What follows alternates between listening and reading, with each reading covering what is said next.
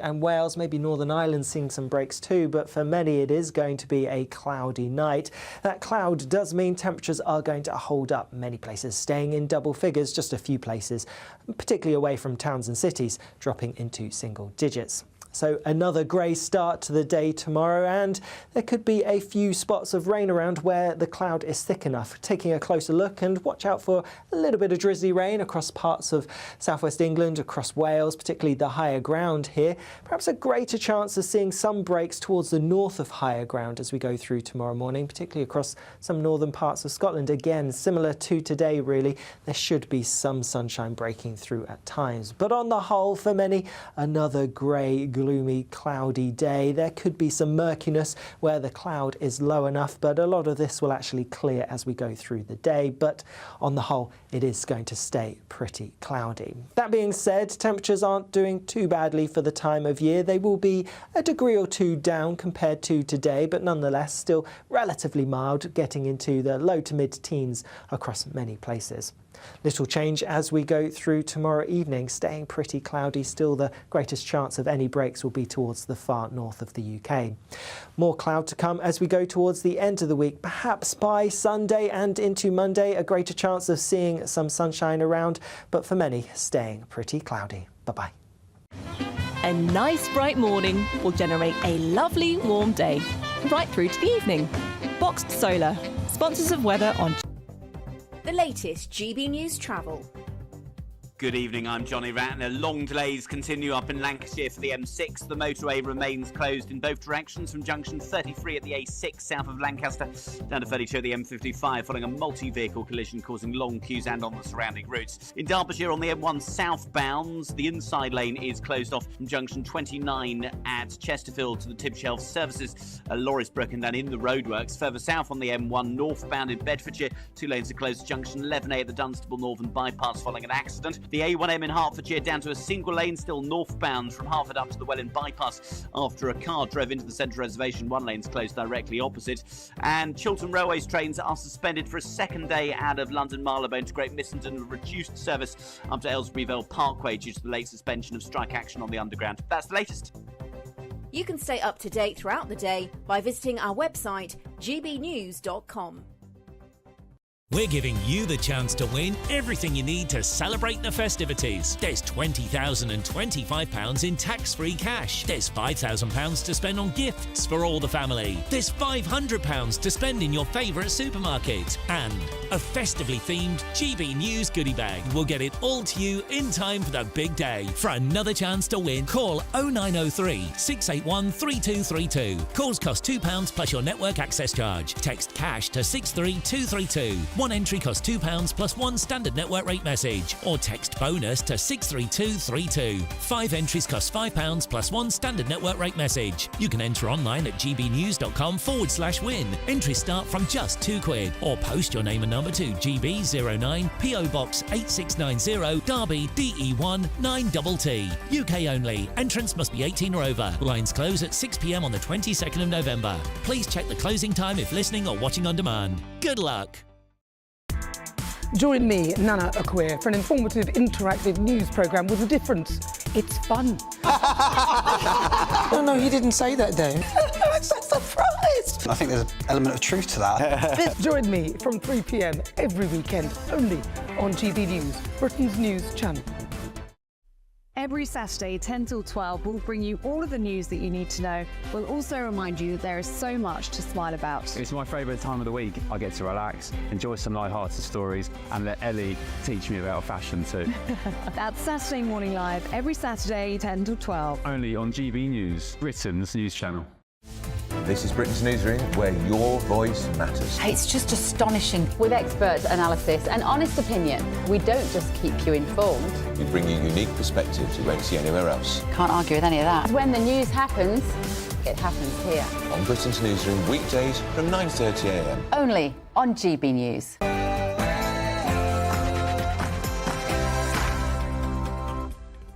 Well, hello there. It's 6 o'clock. I'm Michelle Dewberry, and this is Dewbs & Co.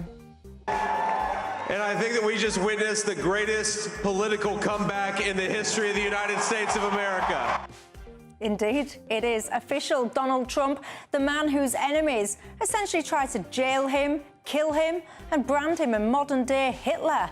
Well, he has been elected the 47th President of the United States, and boy, what a reaction it has generated. We've had cheers from some and rivers of tears from others. Personally, I've had a fabulous day looking at all the reactions. What about you?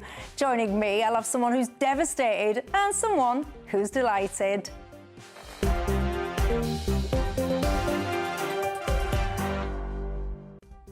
And did you watch my show last night? Do you remember the two blokes from the US? They were thrashing it out. I'll be crossing back live to them tonight and getting their reactions. But before we get stuck in, let's get tonight's 6 o'clock news headlines.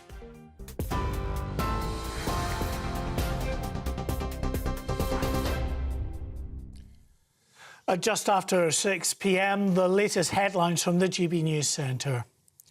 Democratic presidential candidate Kamala Harris will officially concede defeat at 9 o'clock this evening, UK time. After a hard-fought and often bitter election campaign, Donald Trump has already declared himself America's 47th president. His win came when he surpassed 270 electoral college votes by securing the state of Wisconsin. His Democratic rival, who's been silent all day, will formally step aside during a speech to her supporters. And GB News can reveal that House of Commons Speaker Sir Lindsay Hoyle will not block Donald Trump addressing Parliament on his next visit to the UK.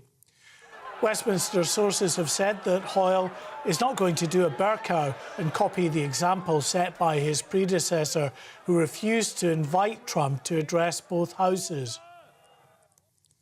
Sir Keir Starmer and Kemi Badenoch faced each other for the first time today at Prime Minister's Questions.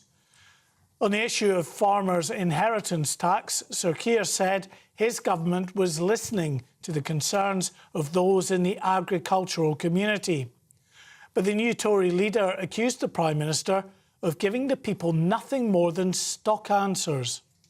His scripted lines are showing that he has not even listened to the budget himself. But what does he say to farmers who are facing uncertainty about their futures as a result of the increased taxes announced by the Chancellor? I'm glad she's raised farmers, because the budget last week put £5 billion over the next 2 years into farming. That's the single biggest increase, unlike the £300 million, which was underspent under the last government. The man suspected of murdering estate agent Susie Lamplugh almost 4 decades ago has died in prison. The prison service has confirmed that 70-year-old John Cannon died in Full Sutton Prison, where he was serving life for the murder of Shirley Banks. He was named as a suspect in the abduction and murder of Susie Lamplugh, who disappeared in London in 1986. Her body has never been found. There you go, you're right up to date with all the latest headlines from the GB News Centre. Now it's over to Michelle Dewberry. For the very latest GB News direct to your smartphone, sign up to News Alerts by scanning the QR code or go to gbnews.com/alerts.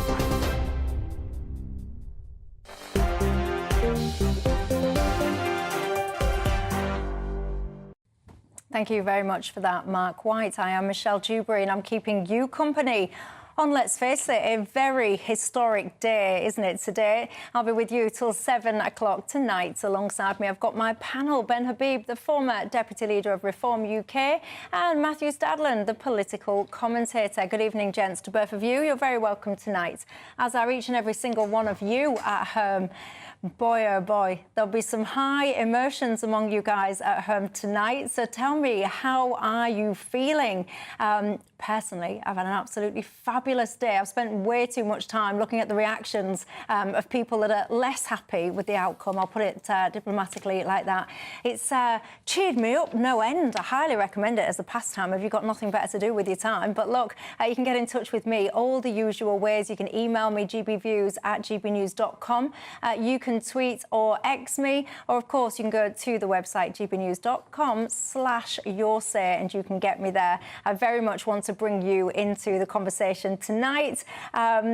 lots of you are getting in touch, sharing a lot of my sentiments. I can feel that coming through already. Jack has been in touch and says, Michelle, everyone is always talking and focusing on Trump, but what about JD Vance? He says he did absolutely fabulously. He's got a fan in Jack. Jeanette says, well, at least Trump is working for the people. Essentially, he's doing what our government should be doing. And she says that Starmer and his government could learn a thing or two. Did you watch my show last night? Excellent show, if I say so myself. But if you did, you will be familiar with the two gents over the pond that was thrashing it out before the results were made clear. I'll be crossing live back to them in a few minutes to get their reaction to today's news. But Ben, just surmise your response to today's outcome, if you will. Well, I woke up at about 5 o'clock, looked at what appeared to be a Trump victory, but I'd been there before in 2020, so I didn't want to, you know, count my lucky stars, and then woke up at 7 and saw that he'd basically won. But it wasn't really until I was coming into work, and there was a kind of sense of relief that I felt, a weight off my shoulders, like I could breathe, you know, completely for the first time in many years. He's laughing at you. He could laugh if he wants to, that's fair enough. But it wasn't really till I was coming into work a few hours later that I got a complete sense of elation and relief that the ideology under which we have been suffering for so many years at last has an opportunity to have a full stop put to it and have it reversed. Let me bring some of you in before I go to Matt. He was laughing at Ben Habib, I can tell you that. John says the world of work have tried to silence the people. The media have had a go as well. And he says, but no, the silent majority have stood up and voted. He says, hopefully now the world has woken up. He says we can silence. He wants to silence the work minority and stop their damaging effect on the world, he says. Many people are talking about how this will impact the Labour government. Have you seen some of the reaction? David Lammy, don't you worry, I'll be looking at that in a few minutes as well. Ken says, Michelle, I'm so pleased that he has been elected and he wishes President Trump well. He says he thought his day couldn't get any better, but then Dewbs and Kerr began. We hear you. Right, so what's the matter with you, Matt Sadman? Why are you laughing at Ben Habib? Well, I actually got up earlier than you, Ben. I was up at 3:45 to read the bad news, and it was bad news. The reason I got up at 3:45 is because I was driving off to the West Midlands to host the Made in Britain Awards for a celebration of British manufacturing, which I think should be celebrated and encouraged, our great country. But this is very bad news. I know you've sort of brought me on here, Michelle, for my tears, or in the hope or anticipation of tears. Hang on. Look, I've come prepared. Hold on, everyone. Look what I've put next to him, look. Look at what I've got next to him, look. Well stocked up, ready to go. Just a couple of weeks ago, I posted on X, which I suppose we have to call it now, and I said, imagine the wailing and the whining if Donald Trump and Elon Musk were to lose this election. So... my side, if you want to call it that loosely, I'm certainly not on Donald Trump's side, have lost, and lost rather comfortably, comprehensively. And so I'm certainly not going to do any wailing or whining. And I think it's also important as a Brit. We are not here to lecture the Americans on the outcome of their election. They voted fairly and squarely. I think there was a lot of misinformation involved, but it was a fair race. Kamala Harris should do what we all urged Trump to do a while ago, and she should concede gracefully. There should be a proper and peaceful transference of power. But I think Donald Trump is an absolute disgrace. Oh, well, don't worry. We'll pick him up on that. I'm not going to let him get away with that one. Did you see Carla Denier's response? If you didn't, hold fire as well for that one. I do have to confess that was one of the ones that did make me chuckle the most today. But before I do that, look, anyone that watched the show last night, you will have seen these two gents thrashing it out. Let's cross live across the pond. Back to them again, Dr. Sebastian Gorka, the former Deputy Assistant to Donald Trump, and back to Pablo Ohana, the Senior Political Advisor and Kamala Harris supporter. Let me start with you then, Seb, if I may. How are you feeling today? Elated, and I beat all of you. I didn't go to sleep. I was at Mar-a-Lago. I was at the convention center as well. I just flew back from Florida back to the swamp here in D.C. And I'm so glad you put me back on with the person who said that Kamala Harris was going to win yesterday. So we are on just absolutely cloud nine, and we finally get our country back. Whether we're white, black, brown, or magenta, it is ours. MAGA has won, and Kamala is the garbage, along with Kamala, and we chucked them in the dustbin. Cool, blimey, Pablo. Do you know what? You learn an awful lot more about someone's character in their losses than in their victories. Jeering the way that you guys are is frankly pathetic. We had the courage to stand up for what we believe in. You might disagree with us, that's fine, but we fought hard, we fought fair, we put ourselves out there, we have the integrity to accept the result, which is more than what would have happened if Trump had lost. I think the way that you're both talking is absolutely disgraceful. Kamala Harris fought a fair race, she fought hard, she was an exceptional candidate, and I think this kind of conversation, this kind of language is frankly... Pablo, when you say the way we're both speaking, are you including me in that? So who is the other person? Me. Okay. You. Well, I'll respond. You're talking about laughing at people who were upset, and I include myself in that. I was at Kamala Harris's HQ victory party last night, which was obviously not a victory, and it was really, really upsetting. And it would be for the same for the other side as well. I think we should take stock. We should be careful to keep our language in check, and we should accept the results. Of course, that wouldn't be happening if it was the other way around, and I think the language is beneath both of you. In check. I'll stand up for myself in a minute. I'm a big girl, but before I do that, Sebastian, do you want to respond? What a stinking hypocrite. We must control...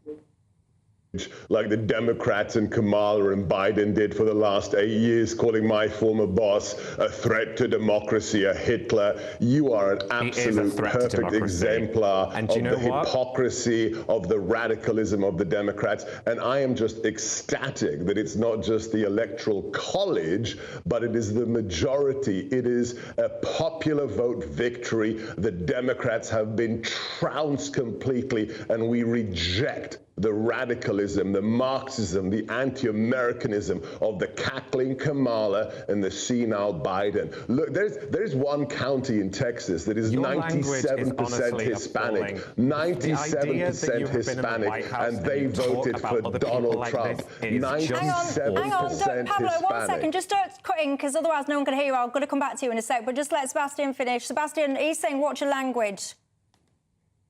Well, he could go stuff it. There is one county in Texas, 97% Hispanic population, and they voted for Donald Trump. They haven't done that with a Republican candidate since 1876. So who's the racist now, Pablo? Or I guess those Hispanics aren't Hispanic enough for you. Pablo? I mean, I don't even know why I'm debating somebody who speaks like this. I'm just lost for words. This is extraordinary. The way that you are talking is just... I can't even believe you served in the White House. And actually, maybe I can, because that speaks to the character of Donald Trump. Listen, we fought a race. That is how democracy works. I am not for 1 second denying this election like you guys did in 2020. I thought you were going to win, Pablo. Didn't you say yesterday you were going to win? I was confident she was going to win, and I'm happy to stand here, or sit here rather, and say that we lost and that I was wrong. That happens in politics. We had a vote, people voted, and we lost. That's how democracy works. It's a shame you guys didn't learn that in 2020. But what I will say you weren't is that wrong. The American people said you were wrong.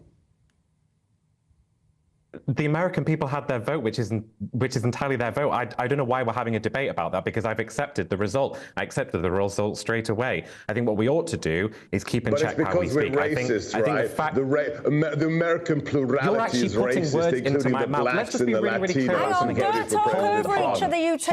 No one's going to hear anyone. I want to be really, really clear here. I have not accused anybody of being racist. You are putting words into my mouth because you want to start an argument, which is absolutely fine. If you want to start an argument so you can get some more clicks on Twitter, no problem. But let's be really, really clear about something here. Donald Trump ran a campaign that was based on hatred, and it was based on misogyny, and it was based on dividing people. Kamala Harris sought to bring people together. People didn't vote for that this time. That is okay. The American people have made their decision. But let's not for 1 second pretend that Donald Trump has somehow brought everyone together by uniting the country. The way that you are speaking is exactly the same way that he is speaking, which is divisive and it's full of hatred. And if you're going to continue continue having that conversation, then it isn't going to be surprising that the country will continue to be divided for the rest of time.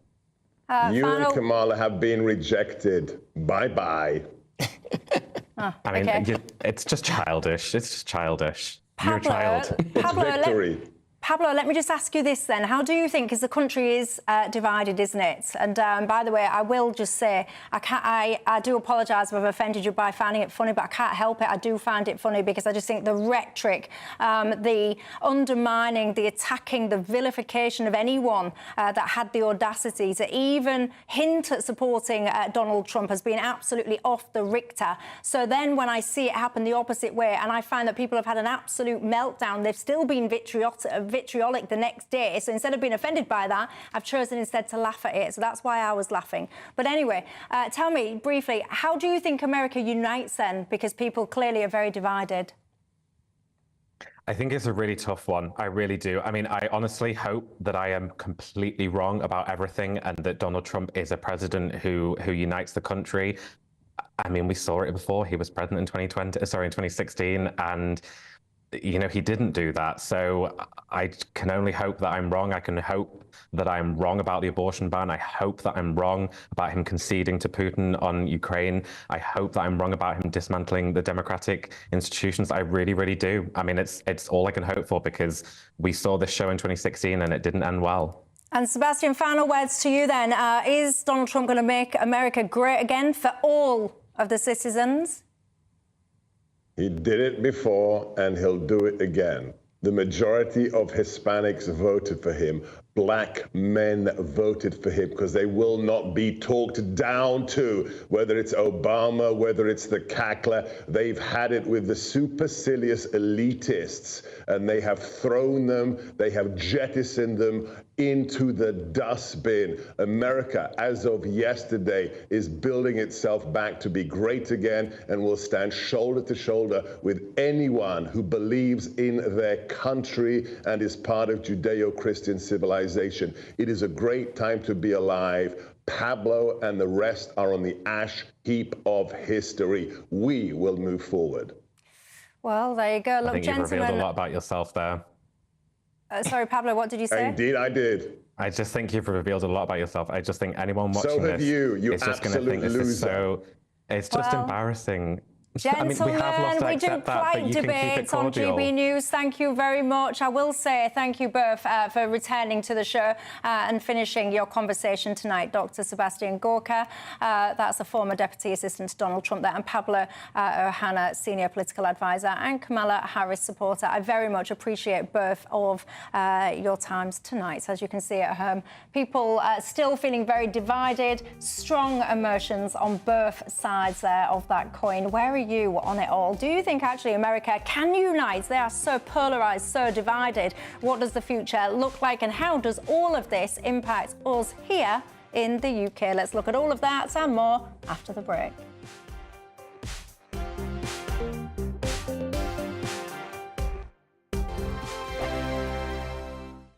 Your weekend starts here with Friday Night Live with me, Mark Dolan, 8 till 9 on GB News. Big stories, big guests and big laughs as we get you ready for a cracking weekend. That's Friday Night Live with Mark Dolan. Fridays 8 till 9 on GB News. Bring your own drinks. The admission's free. Patrick Christie's Tonight. Weekdays from 9 p.m. We all know that pensioners will freeze to death this winter because of the cruel cut to the winter fuel payment, rising council tax, the energy price cap going up, all of that. Now, instead of looking after them, we appear to have a government that seems to want to make their lives worse. Now, they might not care, but you do. And thanks to you, I have now raised more than £270,000 for Friends of the Elderly. You have raised more than the entire amount they gave away in grants for the most desperate pensioners last year. So amazing effort. Thank you very much. Now, I said I'd do a freezing cold swim to raise awareness for how cold some pensioners will be in their own homes this winter. And on Saturday, I went to Stickle Tarn in the Lake District. I'd like to give a massive thank you to the people who turned up to meet me along the way. I would also like to give a monumental shout out to the wonderful camera crew. We've got John Clark and Joe Scowen. and our health and safety maestro, known only as the Stag. I come up with these crackpot ideas, but it is down to those wonderful people to make them actually happen. I would also like to give you a little warning. There are aspects of this footage that you will not be able to unsee. I am aware that at times my body resembles a bag of milk. But you know what? If me embarrassing myself helps to raise a bit more money, then so be it. And you can go to justgiving.com/page/Save Our Seniors now to donate. GB News, the People's Channel. Nightmare commute? Kick it up a gear with GB News Radio. You can listen online and on DAB+ and on the GB News app. We're also on TuneIn and the Radio Player app. From the school run to rush hour, get revved up with GB News Radio. We are the People's Channel, Britain's news channel. We're proud to be GB News, the People's Channel, and as you know, we always love to hear your views. Now, there's a new way of getting in touch with us at gbnews.com/yoursay. By commenting, you can be part of a live conversation and join our GB News community. You can even talk to me, Bev Turner, or any of the members of the GB News family. I'm Christopher Hope. From pop stars to politicians, I'll interview anybody in a pub who's got a political opinion. Join me every Friday on Spotify, Apple Podcasts, YouTube or gbnews.com, or wherever you get your podcasts. This is GB News, the People's Channel.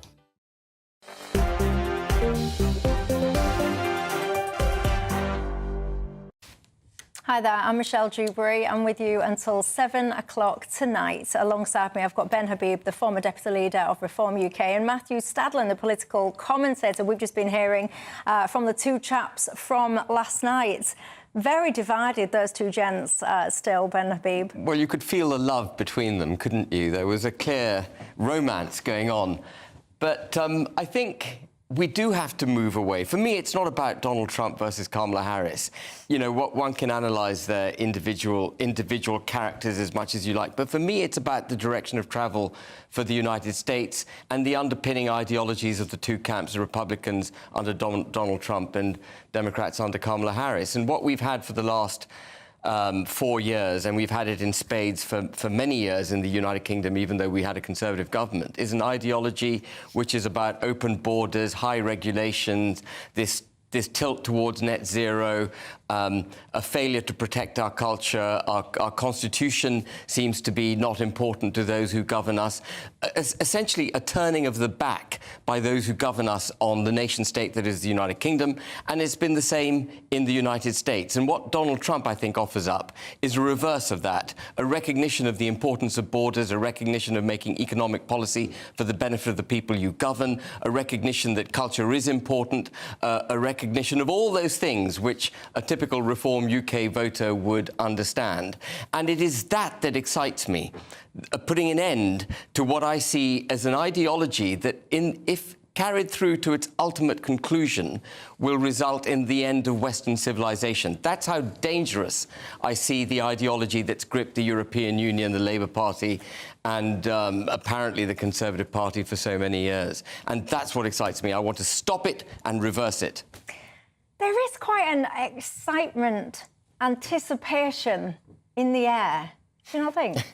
Definitely not. Is it not reaching that side of the desk? No, I thought the language from that chap who I've interviewed myself in the past, Seb Gorka, didn't last long, as hardly anyone ever lasts long in a Trump White House. Didn't last long there. And I thought his language was, I think most viewers would agree, really Which language? Ungenerous, calling this chap a loser and saying that Kamala Harris was now in the bin and this guy was the ashes of history.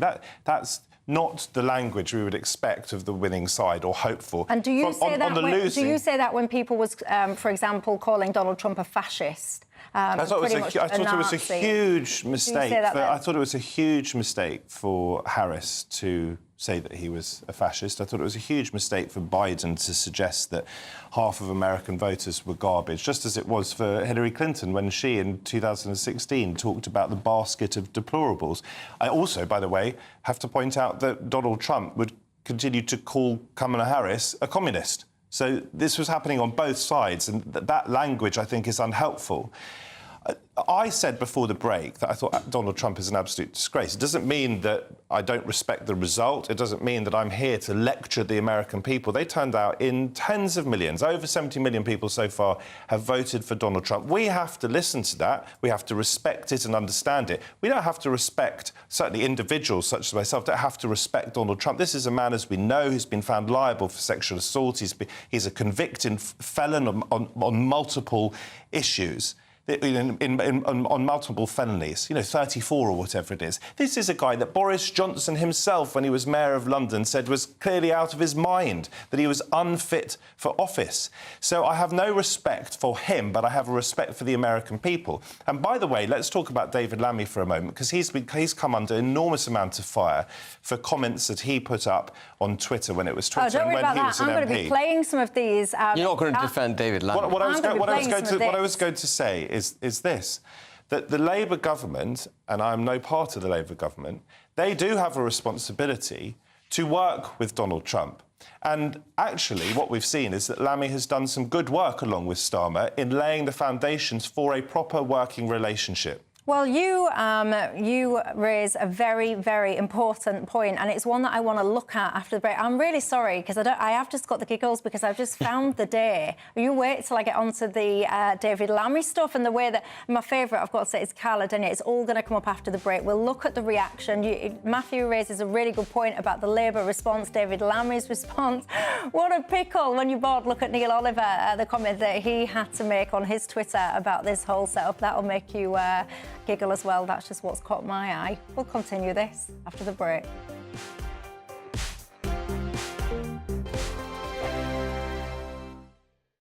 Good evening. I'm here with your latest GB News weather forecast, coming to you from the Met Office. It's going to stay pretty cloudy, but generally dry as we go through tonight and into tomorrow. We still have high pressure dominating our weather. It is to the east of us, but nonetheless keeping things pretty settled, and any weather systems to the west of us are staying at bay. But with that high pressure, we have a lot of cloud. That cloud is going to be quite thick, could be quite low in some places, some hill fog through tonight in a few places, and also some outbreaks of drizzly rain. The greatest chance of any clear skies will be across northern parts of Scotland and the far north of England. The cloud will keep things pretty mild, temperatures for many staying in double figures, so a mild grey and for some damp start to the day for many tomorrow. Some places will have some sunshine through the morning, particularly northern Scotland. Some breaks in the cloud quite likely here. Across more central western parts, thicker cloud and a bit of drizzly rain quite likely, especially over any higher ground. Further south across Northern Ireland and the bulk of England and Wales, it is looking like it will be another grey, gloomy start to the day. There could be some hill fog around, perhaps not as much as we saw through today. Nonetheless, there will also be a few outbreaks of drizzly rain. Nothing heavy, and any drizzly rain shouldn't last particularly long. Most of us will actually avoid it, but yes, there could be some damp weather around. Staying cloudy, still just the best chance of any sunshine will be across the far north of Scotland, perhaps North Wales and eastern England. In the sunshine, not feeling too bad, and generally temperatures on the mild side, highs in the mid-teens for many of us. Spot the difference when it comes to looking at Friday. Again, lots of grey, cloudy skies across the UK. Still some sunshine breaking through again towards the north of Scotland, northern England, North Wales, the best chance of catching any sunshine. Staying pretty similar as we go into the weekend. Another grey, mostly dry day on Saturday, and staying that way on Sunday in the south, but further north we may see some wet and windy weather for a time. The latest GB News travel. Good evening, I'm Johnny Ratner. Long delays in Lancashire do continue for the M6. The motorway remains closed both ways. Junction 33 at the A6, the Lancaster South exit, down to 32 at the M55. They're recovering a multi-vehicle collision. Also really slow on surrounding routes, particularly through Garstang, Lancaster and Galgate. On the M62 in West Yorkshire, the westbound exit closed Junction 30 at Rothwell, where a car's broken down. Long queues on the M1 southbound in Derbyshire, Junction 29 at Chesterfield to the tip shelf services. A lorry broke down in the roadworks, and the A1M in Hertfordshire down to one lane northbound from Hertford up to the Welling bypass. That's all down to an accident where a car drove into the central reservation. One lane's closed directly opposite. On London Underground, there are severe delays on the Bakerloo line following a faulty train at Marylebone, and no Chiltern trains once again stay out of Marylebone to Great Missenden. And that's the very latest. You can stay up to date throughout the day by visiting our website gbnews.com.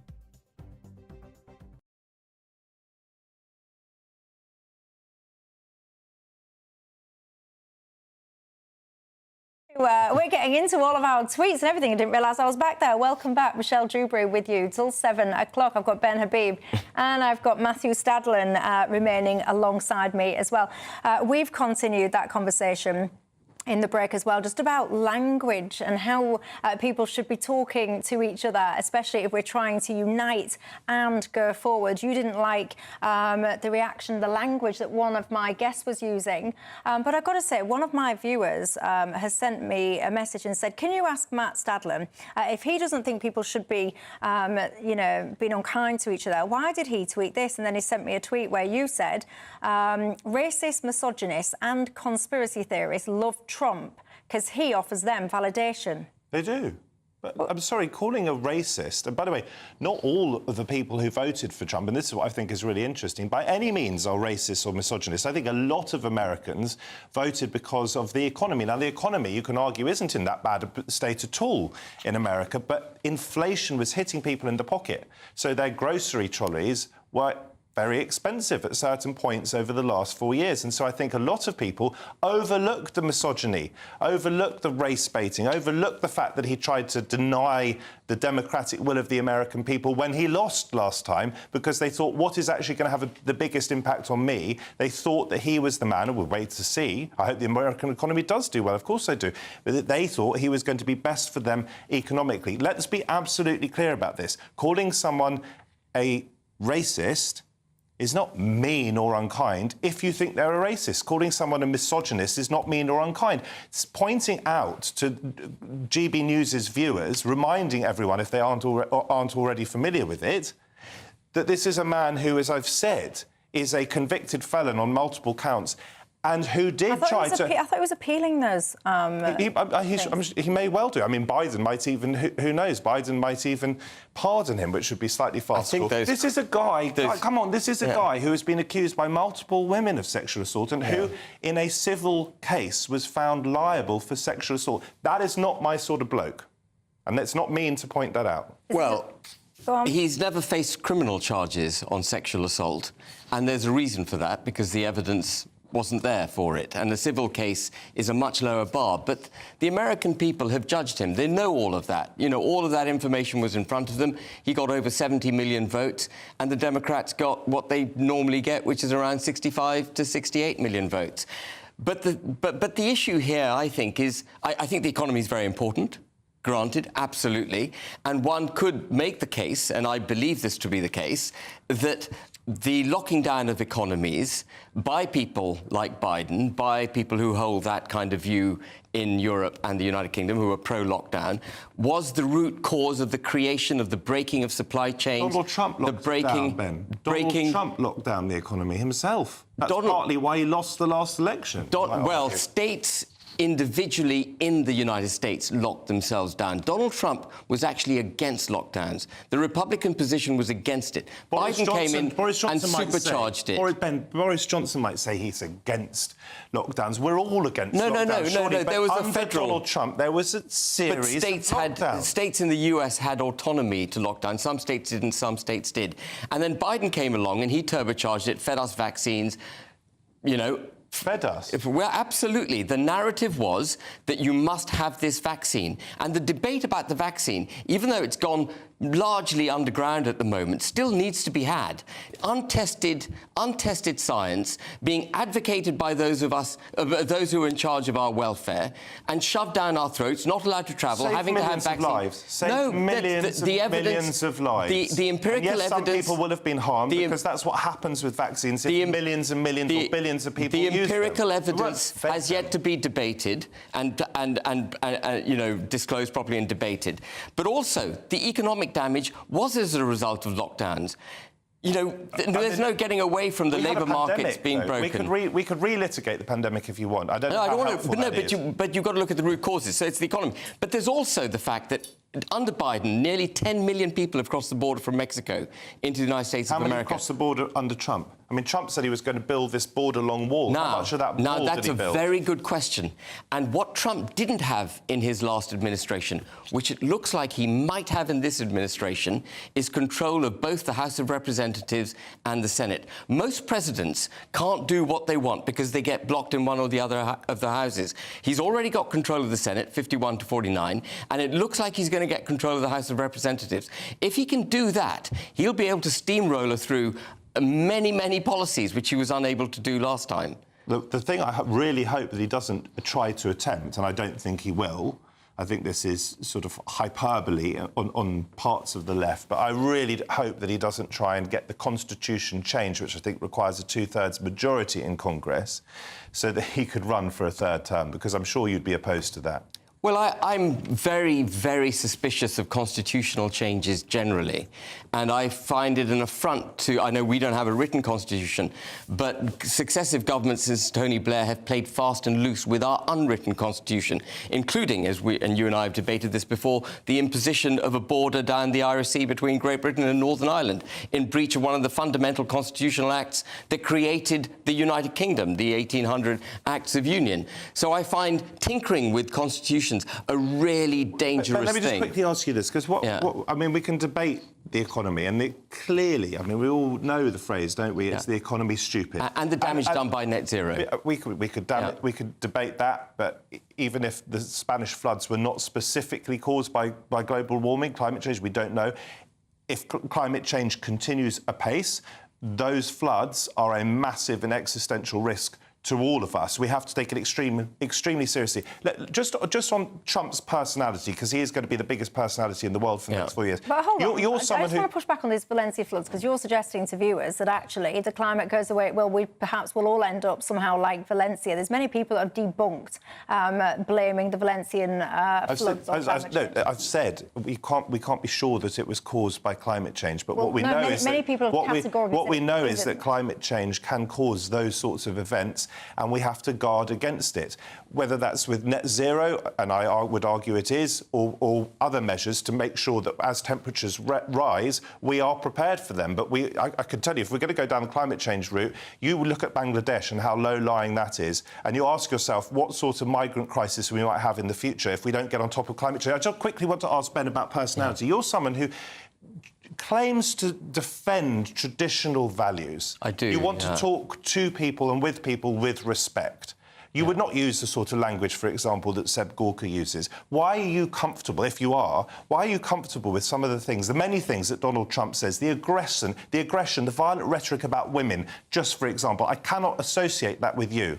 Well, I wouldn't express myself the way Donald Trump does, but the American people have... He's just been through a trial by the biggest mandate that you can possibly get, which is being judged by the American people. And they've looked at everything that's on the record, and they've come to the conclusion that the egregious acts by the Democrats, and let me say, millions of people would have died as a result of Democrat decisions, including in Ukraine, including in the Middle East, including in Afghanistan, Putin? including in Afghanistan. 50 years ago, 70 years ago? Can I just say something? The reason, in significant part, the reason Russia invaded Ukraine is because it assessed the West to be weak.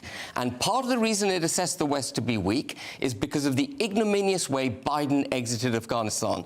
You will remember the imagery of America pulling out at midnight from a country it had occupied for 22 years, and then C-130s taking off with Afghani civilians clinging to the wings and falling hundreds of feet to their death. Who started that process? Donald Trump. Let me ask you this, because you're making important points, which are debatable, by the way. Do you think it's an act of strength from an American president, for goodness sake, to cosy up to the dictator of North Korea? Has the dictator of North Korea, Kim, has he given up his nuclear weapons because Trump sent him effectively love letters? Come on, Ben. The leader of North Korea received both threats as well as pleadings from Trump.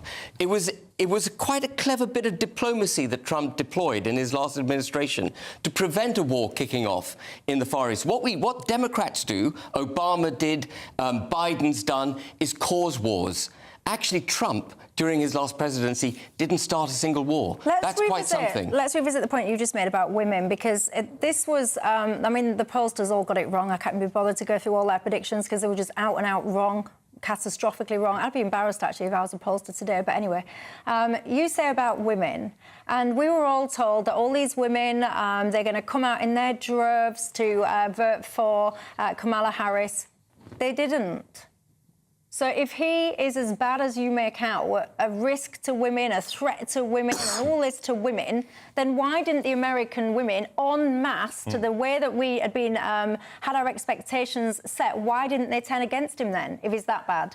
I think it's a really good question, and I don't think I'm best placed to answer for American women. What I know is that there's huge division. So you might get Christian women who are pro-life. And you get a lot of American women, of course, as you do British women, who are pro-choice. And there will be American women who are in their millions, potentially, who are terrified of the repercussions for their bodily autonomy. Right, and this is so key, isn't it? You know, we could debate abortion, and I do actually have respect for views on all sides of this. But if you talk to so many women in this country, the idea that their health might be put at risk because of religious and ideological convictions is truly terrifying. Let me tell you why this whole argument doesn't wash with me as a woman. So just to be absolutely clear, by the way, I am pro-choice within limits. That's my personal position.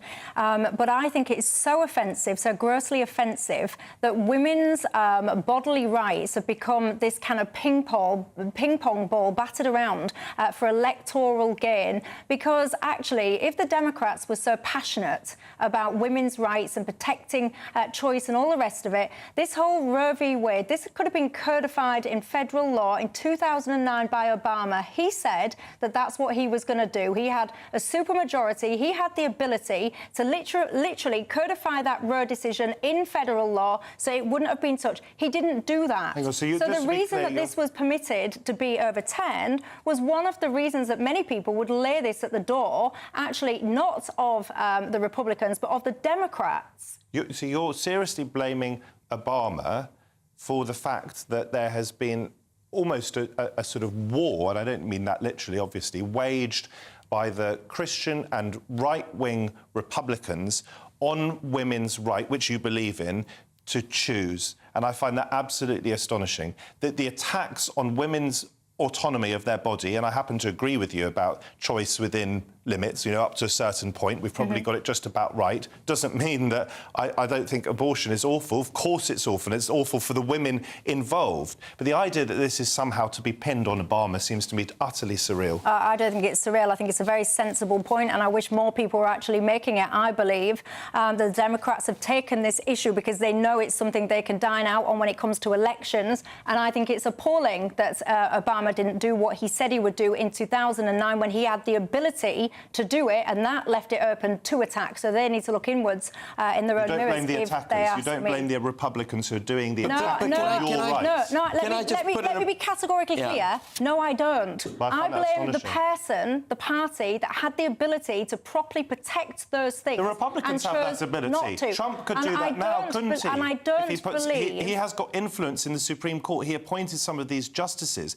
If Trump wants to protect your rights as a woman, he could do that in the next 4 years. But his position is categorically clear. What he's saying, I don't believe all of this propaganda saying that Donald Trump actually wants to refuse women their rights. What he said categorically, repeatedly, is that his belief is that it's about right now, which is it's done at a state level. He's not trying to remove women's right to choose at a federal level or anything like that. He's saying that he believes that the states themselves should be able to choose, and that's what he thinks. Justices, the effect of that on women, such as yourself, can be devastating and devastating to their physical and mental health, and it is his justices that he put in the Supreme Court that dealt with that. It could have been fixed back in 2009, and it wasn't taken up by the party that now If it can be fixed, then it could be fixed now. Can I just tangentially... No, you can't, actually, because I've got to go to a break. I was supposed to have been going to a break, but I couldn't help but respond. I couldn't help myself. But look, I promise you some of these responses. I will give you them after the break. David Lammy, Carly Denyer, it's all coming up. See you in 2. This is GB News, Britain's news channel. Her name is synonymous with fashion. Karen Millen, the high street designer whose dresses have been worn by some of the world's most famous women, including the Princess of Wales. Yes, but in a recent Daily Mail interview conducted by our showbiz juggernaut, as I call her, Steph Tetchy, 63-year-old Karen confessed she isn't immune from worries about her appearance. Well, this summer, Karen took the plunge with a £35,000 facelift using the very latest surgical techniques. Now, to hear more of her story, we're delighted to be joined by Karen herself and consultant plastic surgeon Dr. Tunç Tiryaki, co-founder of the London Regenerative Institute. So, how did you two get together? That was a meeting at the Parliament, wasn't it? It was actually, yeah, through mutual friends, really. So you already knew of Tunç and you knew his expertise. How did you come to the decision to kind of go ahead with this? I was reading the Mail article and apparently one day you looked in the mirror, and I've heard this story so many times before, Yeah, I know, from not least my mum and my nan, Yeah. and they said they looked in the mirror and thought, goodness me. I you know. I think it's that menopausal thing when Yeah. suddenly things just change. And yeah, for me, it was coming out of lockdown almost, where I was probably on the back end of menopause, and I just suddenly looked in the mirror and it was like, oh my God, what's happened to me? Because I guess you still, I mean, for me, I'm Yeah. 35, I still feel like a 20-year-old Yeah, or even an absolutely. 18-year-old. Yeah, Does that change as you get into sort of your... Unfortunately not, right?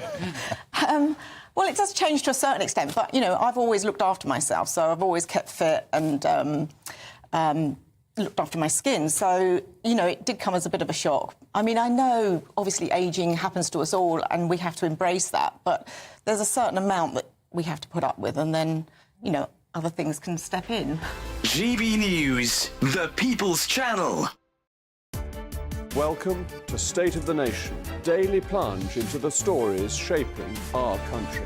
I'm Jacob Rees-Mogg, and Monday to Thursday we bring you the insights, the facts, the truth about how our country is being governed. Because what happens in Downing Street matters down your street. Tune in to State of the Nation every Monday to Thursday, 8 to 9 o'clock. Only on GB News, the People's Channel, Britain's news channel.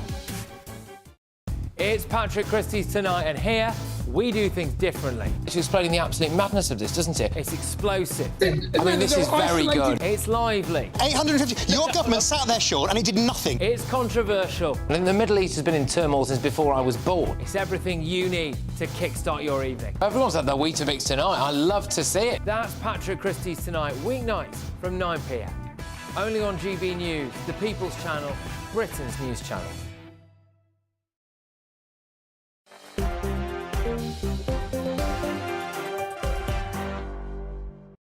Hello, everybody. Michelle Dewberry, Matt Stadlen and Ben Habib. Till 7 o'clock tonight, we're just having a heated debate there about the impact on women of a Trump victory. Jeanette, I like you, Jeanette. You say, I am a woman and I support Trump, she says. Women's rights are being violated currently by Democrats by allowing men who think that they're women to be allowed to compete in sporting choices. She says, by the way, everyone has choices. There are other things, such as morning after pills, etc. Choice, she says, will always be there for people. Look, I want to just bring this back to the UK because I want to look at some of the reaction that we've had to Trump's victory. This is where I start laughing, I can't help it. Let's look at David Lammy. Let's start with David Lammy first up, shall we? He took to Twitter, basically congratulating real Donald Trump on his victory. The UK has no greater friend than the US with a special relationship being cherished, he says. It goes on, Ed Davey saying it's a dark, dark day for people around the globe. The world's largest economy and most powerful military will be led by a dangerous, destructive demagogue. Rory Stewart, of course, he categorically got it all wrong, but he says he's heartbroken, basically, that Donald Trump is president. The Lammy thing really makes me laugh. Very different responses between Lammy and Davey, by the way, because Lammy is doing what I think he should be doing, to be fair to him, which is recognising Trump's victory, being polite to him. Hang on, because while we're talking, I'm going to be playing some of Lammy's... Let's just roll some of the previous tweets from Lammy whilst you're talking, because... Well, what I was going to say, yes, so Lammy has clearly said in the past, when he was an MP, but definitely not part of the government, he's called Donald Trump out for what he believes he is part of the digital footprint we all Ku Klux Klan. We all live by now. But this is, I think, where it's relevant to point out that, yes, of course, that's awkward, but Boris Johnson, when he was Mayor of London, said that Trump was clearly out of his mind and that he was unfit for office. That did not prevent Trump and Boris Johnson getting on well, and of course we've had Boris Johnson effusively I think celebrating Trump's election today. So you can get over these things. But getting on with Lammy, I think, is going to be more challenging than getting on with Boris Johnson. They had dinner. They had dinner this summer. Lammy hasn't got a brain. He was given. Lammy hasn't got a brain. Hang on, he went to Harvard Law School. No, he has not got a brain. Intelligent. If you follow what Lammy says, he genuinely can't articulate. He can't join the dots, and he can't articulate where the dots are joined. Speaker, brilliant public he's speaker. Absolutely hopeless. He's hopeless. And look at his policies, Matt, while we're on David, on Lammy. You know, he wants to link British foreign policy to the exportation of net zero policies. So we're not going to trade with people. We're not going to have alliances with people, countries, which haven't adopted net zero. It's as daft as brushes. That is precisely what he said. The man is a lunatic. Hang on, we have that is quite extreme language. It is extreme. David Lammy is an extreme. You are a political figure who wants to be taken seriously. David Lammy. You ran to be an MP. You don't need to use language stop like that. calling people lunatic. All right, he's been told off. Go on, carry on. Look, on the Lammy thing, do we not You've think accused Trump of being a racist. Do you have any independent evidence for Trump being a racist? He said terrible things, Donald Trump, about Mexicans. You know, let me tell you, people accuse me of being a racist just because I don't agree with their narrative. The minute they want to shut down the debate, they accuse you of being a racist. Dawn Butler did that the other day. She's still in the Labour Party. She should have been booted out for what she said about Kemi.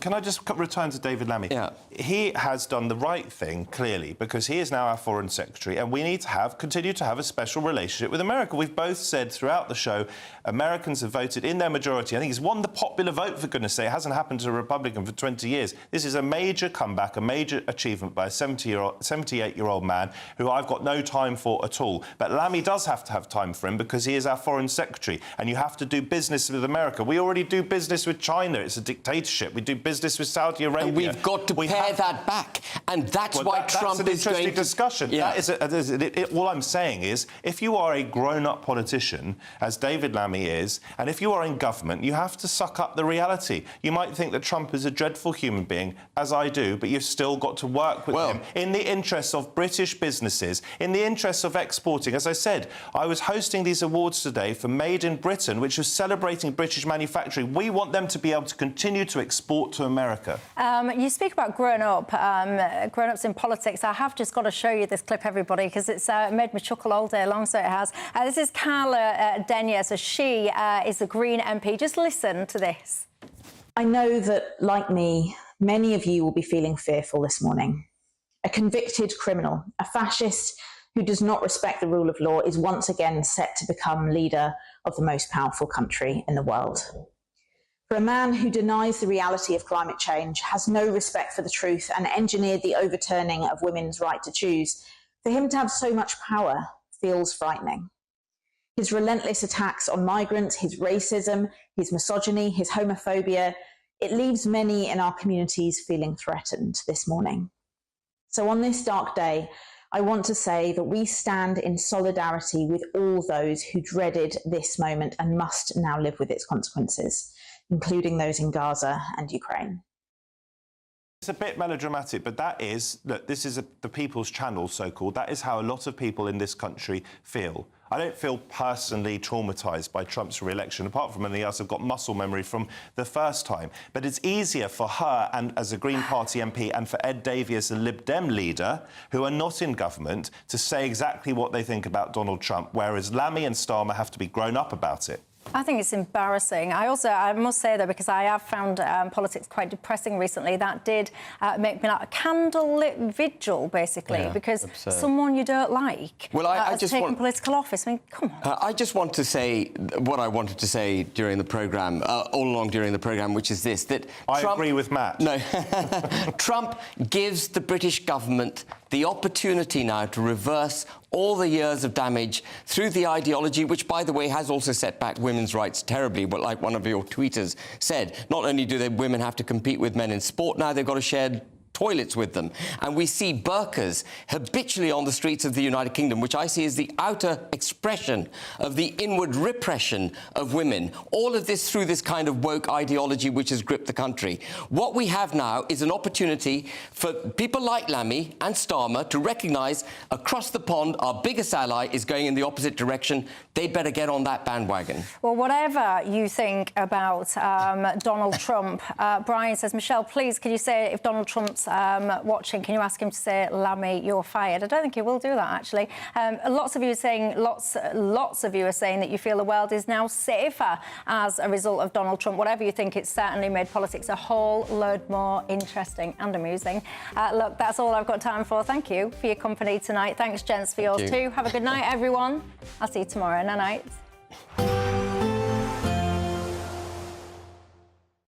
We'll see a cold snap, which will quickly develop into a warm front.